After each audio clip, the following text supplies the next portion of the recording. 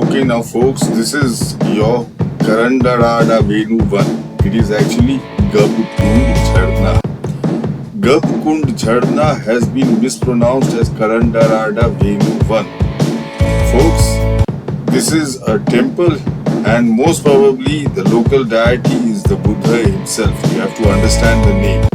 And look at the beauty of this place. Karandaradha Venuvana. This is Gab Kund Jharna. And folks, the lake you see behind the school, the Buddha used to bathe in that lake. Imagine it, the Buddha used to bathe in that lake. Folks, how I came to this conclusion, to understand it, you will have to view this video till the end. Now, you all will realize that, Zhang calls this area where all this, the first convocation took place, where the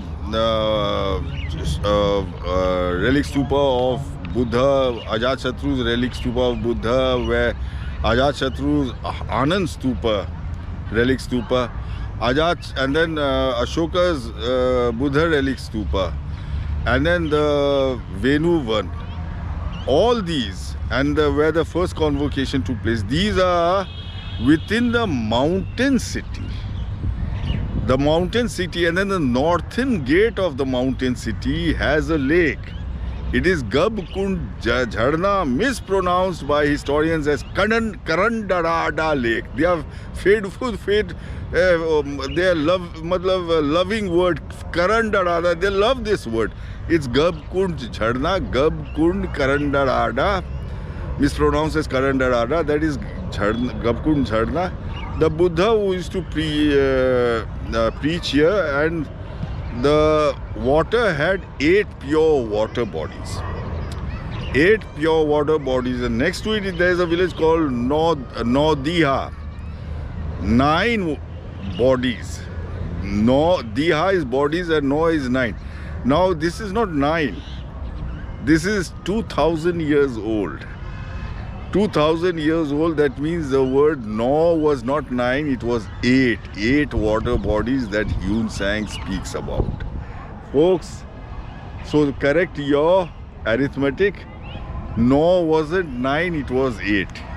That's why you have a lot of, Navadas. It's not 9, it's 8. Vada means 8 promises, the 8-fold path, folks. So that is Gab Kund Jharna. Here the Buddha preached. After his death, the lake seems to have dried, but the lake is still existing. Check up what Zhang has to say, and then see satellite pictures where this lake is, and then you can see the lake itself.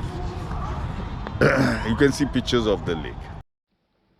Now, after showing us Sohari, where they wrote the Dharda Pitaka and the other Pitakas, which was the second convocation, let's see where Zhang takes us. To the north of the Venuvana vihara, about 200 paces, we come to the Karanda lake. Karandarada. See, these people, historians sitting in Calcutta, this taking things at waves, creating names. Karandaradha. When Tathagat was in the world, he preached often here.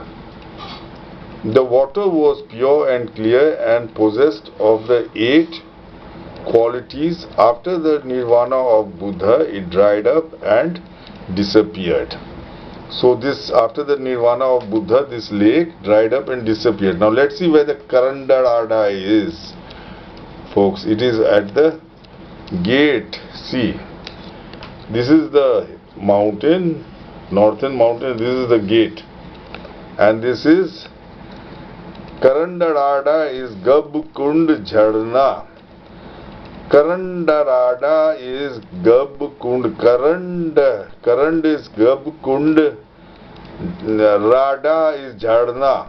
Karandaradha is Gab Kund Jharna. And Huen Tsang also mentions lake with 8 water bodies. That is, Naudiha is water body, and Naudiha means is actually in present day. Now means 9, but it seems in olden days it was 8. Naudiha, 8 Diha. No represented the 8 of today. So Naudiha, folks, and Zhang mentions a lake in which the Buddha enjoyed bathing, which had become dry. See, that lake, it seems, Zhang visited the lake in summer, because during monsoon it becomes the lake fills up, and I'll show you a picture of the lake with water. So this is during the summer, and during the summer it dries up like what you see just now. So this is the dried up lake, and during monsoon it fills up with water. So this is your so-called Karandaradha lake. It's actually Gab Kund Jharna. It's not Karandaradha, it's Gab Kund Jharna, folks. So that's it. There is the lake, and that is the Gab Kund Jharna, and that is the 9 water bodies. See, Naudiha is the 8 water bodies. The lake's water was so pure, it had 8 water bodies. That is Naudiha. So folks, I hope you enjoyed this, appreciated it. See, there was no Karandaradha, it was Gab Kund Jharna, and this is the 8 water bodies, and the lake is also over there.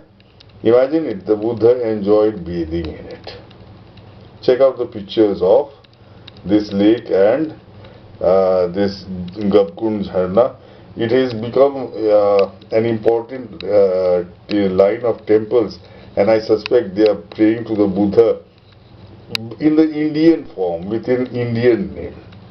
So folks, check out the pictures of Gab Kund Jharna or your Karandaradha. Okay, now folks, this is your Gab Kund Jharna, which historians mispronounce. You can see a Buddha sitting in a white marble statue of a tiny Buddha sitting there. See, this is a group of temples next to the Karandaradha lake. It's not Karandaradha, it's Gab Kund Jharna. Look the beauty of the countryside. Look at the countryside is beautiful. And here it is the railway line passing below, what you call it, this rocky outcrop. And of course here is the temple. See, up here the Buddha, what Zhang says, the Buddha loved bathing here. So there is a temple complex here. This area is holy, very holy. And see, look at the countryside, the hillside. This is the gate of the, what do you call it, mountain city of Rajgir, that is Khiri. So this is the northern gate of the mountain city. And here you have children playing. This is your, next to the lake, near a village by the name of Naudiha. Naudiha means 8 water bodies. So this is the next to the gate of the mountain city, folks. And see, look at the beauty of this place. And basically the Buddha, he used to dwell here, he used to stay here, and he loved bathing in that lake. And because that lake had very pure water according to Buddhist texts, and of course you have these temples over there.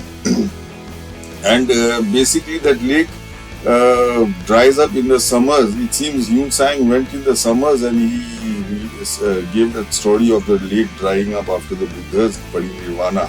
See the lake, you can see the lake, it's next to the school. It is during the monsoons, that is how it looks, and then of course in the summers it dries up. So that is your lake in which the Buddha would bathe, folks. The Buddha would bathe. So I hope you found this video educative. If you did so, don't forget to like and follow and subscribe to my page, Buddha Exhumed, and don't forget to tell your friends and relatives about this place, and don't forget to come and bathe in this lake, because the Buddha also bathed in this lake. Imagine how Zhang brought us here. He first showed us the first convocation, the cave in which the first convocation took place Then he showed us where Anand became a Arath, and then he took us westwards to where the second Buddhist convocation took place, and then next to the second Buddhist convocation is the northern gate where this lake is with 8 pure water bodies. I hope you appreciated this video. You must thank Zhang for showing us even these obscure places, but they are important. Thank you.